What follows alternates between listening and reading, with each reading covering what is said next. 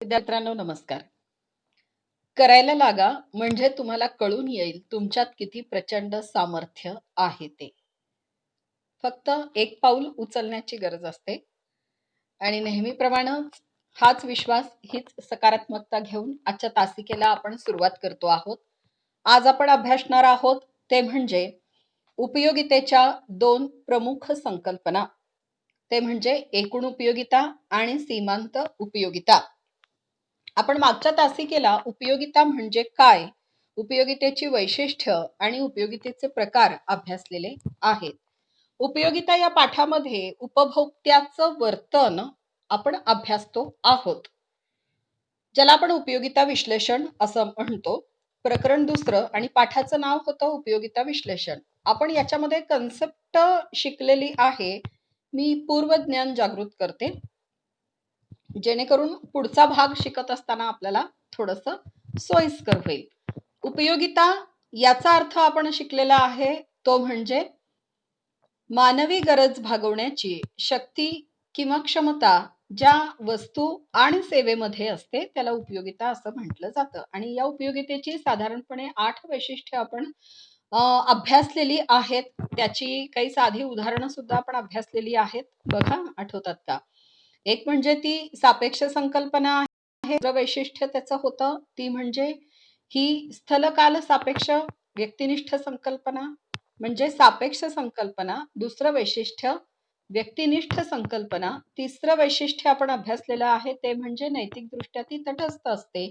चौथं वैशिष्ट्यामध्ये आपण अभ्यासलेलं होतं की उपयोगिता आणि उपयुक्तता यात फरक आहे. स्टेप बाय स्टेप मी वैशिष्ट्य तुमच्या लक्षामध्ये आणून देते. उपयोगिता आणि समाधान यात फरक आहे.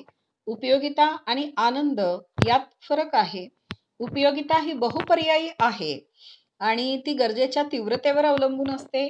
त्यानंतर उपयोगिता ही जी आहे याला मागणीचा आधार आहे. आणि सगळ्यात महत्वाचं शेवटचं वैशिष्ट्य ते म्हणजे उपयोगिता ही जी आहे केवळ तात्विक मापन केलं जातं, संख्येमध्ये किंवा आकडेवारीमध्ये आपण ती मोजू शकत नाही. साधारणपणे ही वैशिष्ट्ये अभ्यासल्यानंतर आपण या पाठामध्ये शिकलेलो होतो ते म्हणजे उपयोगितेचे प्रकार, टाइप्स ऑफ युटिलिटी. 6 प्रकार आहेत. ते कोणते प्रकार आपण कालच्या तासिकेला अभ्यासले आहेत ते म्हणजे रूप उपयोगिता, स्थल उपयोगिता, काल उपयोगिता, ज्ञान उपयोगिता, सेवा उपयोगिता आणि स्वामित्व उपयोगिता. आजच्या तासिकेला आपल्याला उपयोगितेच्या दोन संकल्पना, कन्सेप्ट दोन आहेत, एकूण उपयोगिता आणि सीमांत उपयोगिता.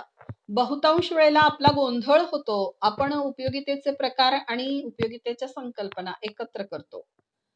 मित्रांनो, उपयोगितेचे प्रकार वेगळे जे 6 जे आत्ताच मी तुम्हाला सांगितले आणि उपयोगितेची संकल्पना 2, एकूण उपयोगिता आणि सीमांत उपयोगिता.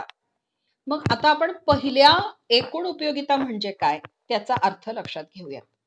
एकूण उपयोगिता याला टोटल युटिलिटी, TU असं म्हटलं जातं.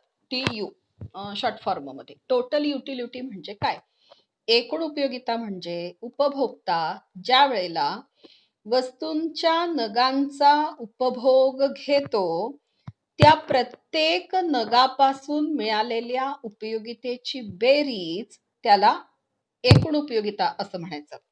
म्हणजे वस्तूंच्या सर्व नगांच्या उपभोगापासून उपभोक्त्याला प्राप्त होणाऱ्या एकूण उपयोगितेची बेरीज त्याला म्हटलं जातं एकूण उपयोगिता. आणि मग आता बघा, हा उपभोग घेत असताना आपण सलग एका पाठोपाठ एक त्या नगांचा उपभोग घेतला पाहिजे. म्हणजे एका पाठोपाठ एक, आता एक, दुपारी एक, रात्री एक असं नाही. उदाहरण सांगते. वास्तविक पाहता हे पुस्तकामध्ये नाही, परंतु समजण्यासाठी हे आपण लक्षात घेऊ शकतो. आपण जेवायला बसलेलो आहोत, भूक तीव्र आहे आणि आपण चपाती किंवा भाकरी खातो आहोत. एका पाठोपाठ एक खाल्लं तरच आपल्याला उपयोगिता मिळणार आहे. म्हणजे पहिल्यापासून किती मिळाली, दुसऱ्यापासून किती मिळाली, तिसऱ्यापासून मिळाली आणि त्या प्रत्येकाची बेरीज म्हणजे एकूण उपयोगिता. उपयोगितेची दुसरी संकल्पना ते म्हणजे सीमांत उपयोगिता. मार्जिनल युटिलिटी इंग्रजीमध्ये त्याला म्हटलं जातं. इंग्रजी शब्द लक्षात ठेवणं थोडंसं गरजेचं आहे, कारण आपली व्होकॅब्युलरी वाढते आणि इंग्रजी विषयीची भीती सुद्धा आपली थोडीशी कमी होते. सीमांत उपयोगिता शब्दामध्ये अर्थ सामावलेले असतात. बघा, सीमांत, सीमा, अंत, शेवटच्या नगापासून मिळालेली उपयोगिता म्हणजे सीमांत उपयोगिता. मग आता इथं आपण व्यवस्थित शब्दरचनेमध्ये त्याचा अर्थ बघूयात. सीमांत उपयोगिता म्हणजे उपभोक्त्याकडून घेतल्या गेलेल्या एका वाढीव वस्तूपासून मिळालेली उपयोगिता म्हणजे सीमांत उपयोगिता. दुसऱ्या शब्दामध्ये आपण सांगू शकतो ते म्हणजे उपभोग घेतलेल्या वाढीव नगापासून एकूण उपयोगितेत पडणारी भर. म्हणजे शेवटच्या एका नगाने एकूण उपयोगितेत पडणारी भर म्हणजे सीमांत उपयोगिता. साध्या शब्दात सांगायचं झालं तर शेवटच्या नगापासून मिळणारी उपयोगिता. तसा प्रत्येक नग हा शेवटचा असतो. कसा? जोपर्यंत आपण त्याच्या पुढचा उपयोगात आणत नाही तोपर्यंत प्रत्येक नग हा शेवटचा झाला. इथपर्यंत कळलं तुम्हाला? आता आपण एक तक्ता आणि आकृतीच्या सहाय्यानं एक काल्पनिक उदाहरण घेऊन ही कन्सेप्ट समजून घेऊया. मी स्क्रीन शेअर करते तुमच्या पुढं. बघा मित्रांनो, याच्यामध्ये आपल्याला एक तक्ता दाखवलेला आहे आणि त्या तक्त्यामध्ये आपल्याला एकूण उपयोगिता आणि सीमांत उपयोगिता हा भाग इथं तक्त्यामध्ये दाखवलेला आहे. हे बघा, तुम्हाला इथं दिसतं आहे. इथे वस्तूंचे नग दाखवलेले आहेत, 1 2 3 4 5 6 7 असे, आणि आपल्या हाताच्या उजव्या साईडला सीमांत उपयोगिता दाखवलेली आहे आणि मध्यभागी जी आहे ती म्हणजे एकूण उपयोगिता. मग आता वस्तूंचे नग 1 2 3 4 5 आणि सीमांत उपयोगिता आणि एकूण उपयोगिता. सीमांत उपयोगिता म्हणजे शेवटच्या नगापासून मिळालेली उपयोगिता किंवा एका वाढीव नगापासून एकूण उपयोगितेत पडणारी भर. आणि एकूण उपयोगिता म्हणजे आपण काय सांगितलं? उपयोगितेची बेरीज. म्हणजे सर्व नगांच्या उपभोगापासून उपभोक्त्याला प्राप्त होणाऱ्या एकत्रित उपयोगितेची बेरीज म्हणजे एकूण उपयोगिता. इथं आता बघा, पहिला नग उपयोगिता मिळालेली आहे, सीमांत उपयोगिता आपण पहिल्यांदा हा तक्ता बघूया आणि मग नंतर एकूण उपयोगितेचा तक्ता तो कॉलम बघूया. पहिल्या नगापासून मिळालेली आहे उपयोगिता 10. दुसऱ्या नगापासून मिळालेली आहे उपयोगिता 8. आणि जसजसं आपण वस्तूंचे नग वाढवत जात आहोत, म्हणजे तिसरा, चौथा, पाचवा, सहावा, तसतसं इथे उपयोगिता कमी कमी होत गेलेली आपल्याला दिसत आहे. एक वेळ अशी आली आहे की 6व्या नगाला आपल्याला उपयोगिता मिळालेली आहे 0 आणि आपण पुन्हा 7वा नग जेव्हा वापर करतो तेव्हा उपयोगिता ही -2 झालेली आपल्याला दिसते. हे बघा, इथे 7व्या नगाला उपयोगिता मिळालेली आहे -2. आता इथे एक आपण काल्पनिक उदाहरण घेऊयात मित्रांनो. वास्तविक पाहता पूर्वी अभ्यासक्रमामध्ये हे उदाहरण होतं, परंतु सध्याच्या सिलेबसमध्ये हे नाहीये तसं. एक काल्पनिक उदाहरण म्हणजे हा तक्ता तुम्हाला समजून घेणं सोपं ठरेल. आपल्याला भूक लागलेली आहे, भूक तीव्र आहे, आपण जेवायला बसलेलो आहोत. भाकरी किंवा चपातीचा पहिला नग सेवन गेला म्हणजेच हा वस्तूचा नग पहिला. भूक तीव्र असते त्यामुळे उपयोगिता आपल्याला सगळ्यात जास्त मिळाली 10. आणि जसजसं आपण चपाती किंवा भाकरी खात खात खात जातो तसतसं आपल्याला पहिल्यांदी जेवढी उपयोगिता मिळते तेवढी दुसऱ्यांदी मिळत नाही. का? तर सुरुवातीला आपल्याला भूक तीव्र असल्यामुळं आपल्याला भरपूर उपयोगिता त्यातून मिळते आणि त्यानंतर आपलं पोट जसजसं भरत जातं तसतसं थोडी थोडी थोडी उपयोगिता त्यापासून मिळते. एक वेळ अशी येते की जिथं आपलं पोट भरलेलं असतं आणि त्यानंतर जर का कोणी आपल्याला आग्रह केला, 7वा नग बघा, उपयोगिता मिळण्याऐवजी आपल्याला त्रास होऊ लागतो. म्हणजे समाधान मिळण्याऐवजी असमाधान मिळतं. आलं लक्षात? म्हणजे वस्तूंच्या नगापासून मिळणारी सीमांत उपयोगिता ही कमी कमी कमी होत गेलेली आहे, म्हणजे घटत गेलेली आहे. आता मधला कॉलम बघा, एकूण उपयोगिता. एकूण उपयोगिता म्हणजे आपण काय शिकलो? प्रत्येक नगापासून मिळणाऱ्या उपयोगितेची बेरीज म्हणजे एकूण उपयोगिता. आता पहिल्या नगापासून मिळालेली आहे 10 आणि दुसऱ्या नगाला झालेली आहे 18. मग हे 18 कसे आले? बघा, या दोघांची बेरीज एकूण म्हणजे काय? 1 अधिक 2 हे 18. आलं लक्षात? पहिल्या नगाला मिळाली 10 आणि दुसऱ्या नगाला मिळालेली आहे 8, अशी झाली 18. आणि मग आपण तिसरा नग सेवन करतो, उदाहरण सांगितलं बरं का काल्पनिक, उपयोगात आणतो, तेव्हा त्याच्यामध्ये तिसऱ्या नगाला उपयोगिता मिळालेली आहे 6, ती यात बेरीज केली म्हणजे 10 अधिक 8 अधिक 6 बरोबर 24. आलं लक्षात? त्यानंतरचा चौथा नग, चौथ्या नगाला एकूण उपयोगिता झाली 28. ही कशी आली? तर 4 नगांची बेरीज. एकूण उपयोगिता म्हणजे प्रत्येक नगापासून मिळालेल्या उपयोगितेची बेरीज, म्हणजे सीमांत उपयोगिता घ्यायचं लक्षात. 10 अधिक 8 अधिक 6 अधिक 4 बरोबर झाले 28 एकूण उपयोगिता. आणि जसजसं आपण वस्तूंचे नग आणि मिळणारी उपयोगिता याची बेरीज केली तर आपल्याला इथे एकूण उपयोगितेची आकडेवारी 6 नगापर्यंत 30 इतकी दिसते आहे. आणि सीमांत उपयोगिता तिथं दिसत आहे 0. मग आता याचा अर्थ काय? तर सीमांत उपयोगिता ही नेहमी घटत गेलेली आहे आणि एकूण उपयोगिता ही थोडीशी वाढत जाऊन 5व्या आणि 6व्या नगाला ती स्थिर झालेली आहे. ज्या ठिकाणी सीमांत उपयोगिता 0 दिसते आहे त्या ठिकाणी एकूण उपयोगिता सर्वाधिक महत्तम म्हणजेच जास्तीत जास्त दिसत आहे, ती म्हणजे 30 हा अंक. आलं लक्षात? आणि त्यानंतर 7व्या नगाला उपयोगिता ही कमी झालेली आपल्याला दिसते आहे. का?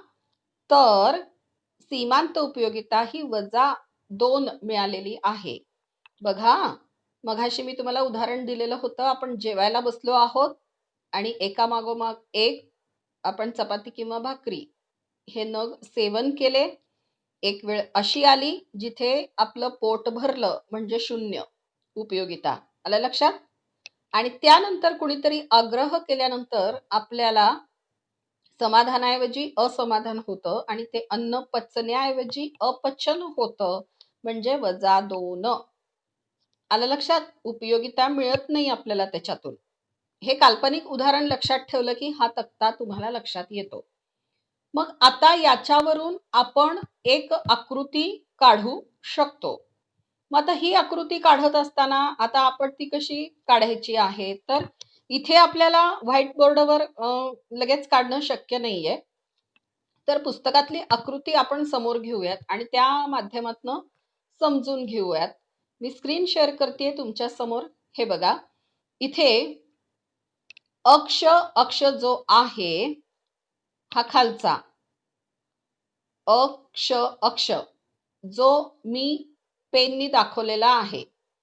अक्षावर वस्तूंचे नग दाखवलेले आहेत आणि हा जो उभा अक्ष आहे तो अय अक्ष आहे आणि त्यावर मिळणारी एकूण उपयोगिता आणि सीमांत उपयोगिता दाखवलेली आहे. सुरुवातीला आपण सीमांत उपयोगिता बघणार आहोत. सीमांत उपयोगिता जी सुरुवातीला 10 मिळाली, नंतर ती 8 झाली, नंतर 6 झाली, म्हणजे जी घटत गेलेली आहे ती, बरं का.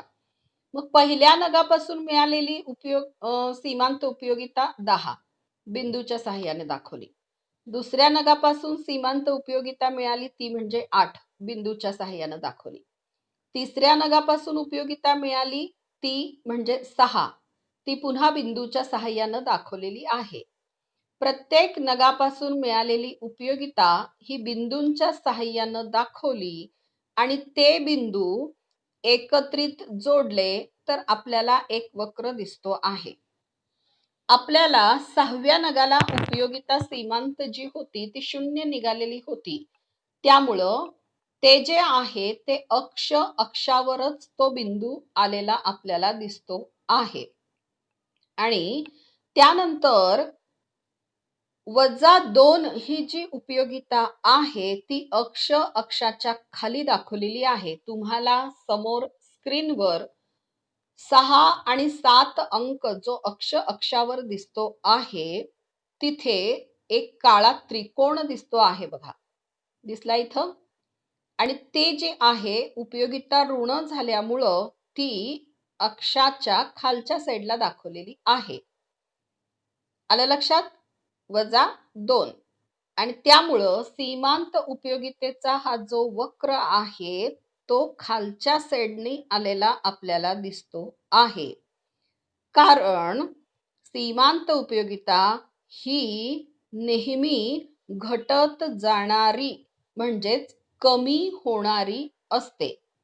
हा झाला पहिला सीमांत उपयोगितेचा वक्र. आता आपण जो अभ्यासणार आहोत किंवा शिकणार आहोत तो म्हणजे एकूण उपयोगितेचा वक्र. हा जो वक्र जो आहे तो सुरुवातीला वरच्या साईडने गेलेला आहे, वरच्या दिशेने गेलेला आपल्याला दिसतो आहे. त्यानंतर तो एका ठिकाणी इथे स्थिर झालेला दिसतो आहे आणि त्यानंतर तो इकडे खाली घसरलेला म्हणजे तो उतरत असणारा दिसत आहे. तो कसा? बघा, पहिल्या नगापासून एकूण उपयोगिता मिळाली 10 जी बिंदूच्या साहाय्याने आपण दाखवली. दुसऱ्या नगापासून मिळाली 18 कारण 1 अधिक 2 म्हणजे पहिल्या नगापासून मिळालेली सीमांत उपयोगिता अधिक दुसऱ्या नगापासून मिळालेली सीमांत उपयोगिता म्हणजेच दुसऱ्या नगाची 18 ही एकूण उपयोगिता होती. तक्ता मघाशीचा 8वा. मग प्रत्येक नगापासून मिळालेली एकूण उपयोगिता ही बिंदूंच्या साहाय्याने दाखवली आणि ते बिंदू जोडल्यानंतर आपल्याला एक वक्र किंवा रेषा मिळते ज्याला एकूण उपयोगितेचा वक्र असं म्हटलं जातं. बघा, एक ठिकाण इथे जे आहे इथे उभ्या साईडनी कमाल बिंदू किंवा समाधानाचा बिंदू असं तुम्हाला दाखवलेलं आहे. मग आता याचा अर्थ काय? बघा मित्रांनो, आपण असं बघितलेलं होतं की 6व्या नगाला आपल्याला सगळ्यात जास्त 30 इतकी एकूण उपयोगिता मिळालेली होती आणि सीमांत उपयोगिता जी होती ती 0 होती. आलं लक्षात? म्हणजे सीमांत उपयोगिता जेव्हा 0 असते तेव्हा एकूण उपयोगिता ही 30 सर्वात जास्त महत्तम असते. इथं आपण सर्वोच्च पातळीवर असतो, समाधानाच्या सर्वोच्च पातळीवर असतो. यालाच तृप्ती बिंदू किंवा समाधानाचा कमाल बिंदू असंही म्हटलं जातं. साधारणपणे या आकृतीच्या साहाय्यानं आपण एकूण उपयोगिता आणि सीमांत उपयोगिता हे लक्षात घेतलेलं आहे. आता आपण या दोन्हीतला फरक जे आहे म्हणजे महत्वाचे काही 4-5 मुद्दे आहेत ते आपण समजून घेणार आहोत. त्याच्यासाठी मी पुन्हा एक स्क्रीन शेअर करते की वास्तविक पाहता या तक्त्याच्या साहाय्याने सुद्धा आपण तो अर्थ घेऊ शकतो. इथे पुन्हा एकदा तो मघाचा चार्ट आपण घेऊयात, एकूण उपयोगिता आणि सीमांत उपयोगिता, आणि याच्यावरून सांगितल्यानंतर आपण काही पुस्तकामधील जे लिखित मुद्दे आहेत त्याच्यावर नजर फिरूयात. बघा, इथं समजून घेत असताना आपल्याला पहिलं वाक्य आपण याच्यावरून असं तयार करू शकतो किंवा लक्षात घेऊ शकतो. सीमांत उपयोगिता आणि एकूण उपयोगिता सुरुवातीला समान आहे. म्हणजे एकूण उपयोगिता बरोबर सीमांत उपयोगिता. त्यानंतर दुसरं एक तुमच्या मी निदर्शनास आणून देते मुद्दा, तो म्हणजे सीमांत उपयोगिता ही नेहमी घटत गेलेली आपल्याला दिसत आहे. तर एकूण उपयोगिता जी आहे ती वाढत गेली, नंतर स्थिर झाली आणि मग घटत गेलेली आहे.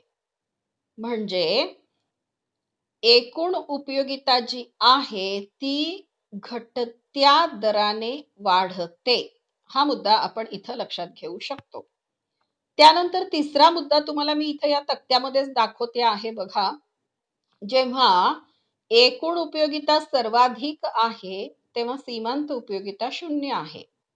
आपण मघाशी ती आकृती बघितली बघा, तृप्तिबिंदू किंवा समाधानाचा बिंदू, कमाल बिंदू असंही त्याला शब्द वापरले जातात.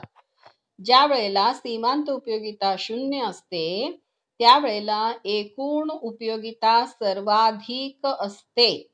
किंवा वाक्य फिरवून सुद्धा आपण असं म्हणू शकतो उलट्या पद्धतीनं, एकूण उपयोगिता ज्या वेळेला सर्वाधिक असते, महत्तम असते, त्यावेळेला सीमांत उपयोगिता 0 म्हणजेच ऋण हाही शब्द तुम्ही लक्षामध्ये ठेवू शकता.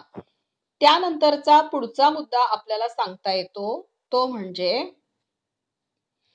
सर्वाधिक समाधानाचा बिंदू गाठल्यानंतर सर्वसाधारण उपभोक्ते जे असतात ते उपभोग आपला थांबवतात किंवा कमीच करतात, थांबवतात. कारण तिथं त्यांना उपयोगितेऐवजी असमाधान होतं. म्हणजे उपयोगिता मिळत नाही त्यांना, समाधान मिळण्याऐवजी असमाधान मिळतं. आलं लक्षात? हेच जे मुद्दे आहेत हे पुस्तकामध्येच तुम्हाला एक 5-6 मुद्दे असे एकाखाली एक दिलेले आहेत. त्याचं मी स्क्रीन तुम्हाला शेअर करते आणि ते मुद्दे कोणते आहेत तर मी मघाशी मुद्दामूनच तुम्हाला चार्ट दाखवला जेणेकरून समजून घेणं सोपं ठरतं. बघा, सीमांत उपयोगिता आणि एकूण उपयोगिता यामधील फरक. पहिला मुद्दा इथे तुम्हाला सांगितलेला आहे तो म्हणजे सुरुवातीला एकूण उपयोगिता व सीमांत उपयोगिता समान असतात. आलं लक्षात? तक्ता लक्षामध्ये घ्या. एकूण उपयोगिता 10 होती आणि सीमांत उपयोगिता 10. अंक जे दाखवले होते मगाशी ते काल्पनिक उदाहरण होतं. वास्तविक पाहता उपयोगिता ही मोजता येत नाही. त्यानंतरचं दुसरा मुद्दा तुम्हाला सांगितलेला आहे की क्ष वस्तूच्या नगांचा उपभोग जसा आपण वाढवत जातो तशी एकूण उपयोगिता ही घटत्या दराने वाढत जाते आणि सीमांत उपयोगिता ही घटत जाते. इथे समजून घेत असताना पुन्हा एकदा चार्ट डोळ्यापुढे आणायचा. उजवीकडचा जो कॉलम होता तो लक्षात घ्यायचा.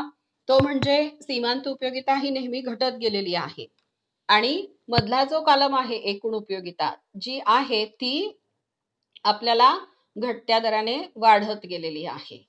त्यानंतरचा मुद्दा बघा तिसरा, एकूण उपयोगिता महत्तम असते तेव्हा सीमांत उपयोगिता 0 होते.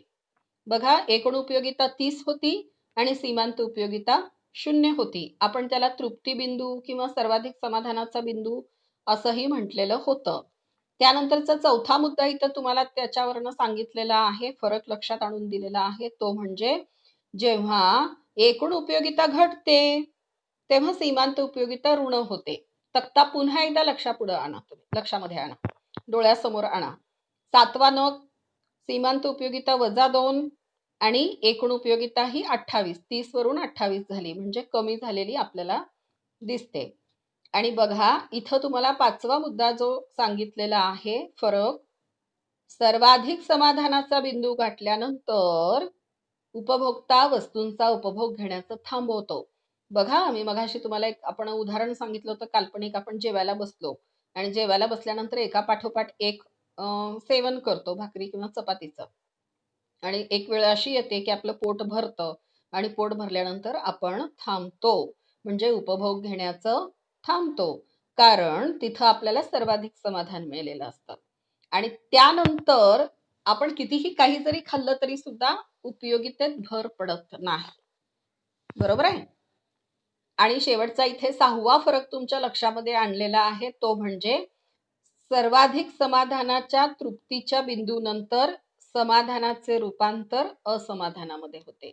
म्हणजे आपण समजा एखाद्या पंक्तीमध्ये जेवायला बसलेलो आहोत आणि आपली लिमिट आहे आणि त्या लिमिटपर्यंत आपण खातो, त्यावेळेला आपल्याला भरपूर समाधान मिळतं, आपलं पोट भरतं, आपण खाणं थांबवतो. पण कोणीतरी असा एखादा येतो आणि तो आग्रह करून वाढतो आणि मग त्यावेळेला आपण ते जास्तीचा एखादा नग खाल्ला, तर आपल्याला ते अपचन होतं. आणि ते अपचन झालं म्हणजेच आपल्याला समाधानाऐवजी असमाधान मिळालं. साधारणपणे इतके मुद्दे आज आपण अभ्यासलेले आहेत. या 5 ते 6 मुद्द्यांच्या आधारे एकूण उपयोगिता आणि सीमांत उपयोगिता ही कन्सेप्ट आपण समजून घेतलेली आहे. आजच्या तासिकेला आपण उपयोगितेची संकल्पना अभ्यासलेली आहे. एकूण उपयोगिता आणि सीमांत उपयोगिता त्यासाठी तक्ता, आकृती याच्या साहाय्यानं विश्लेषण केलेलं आहे.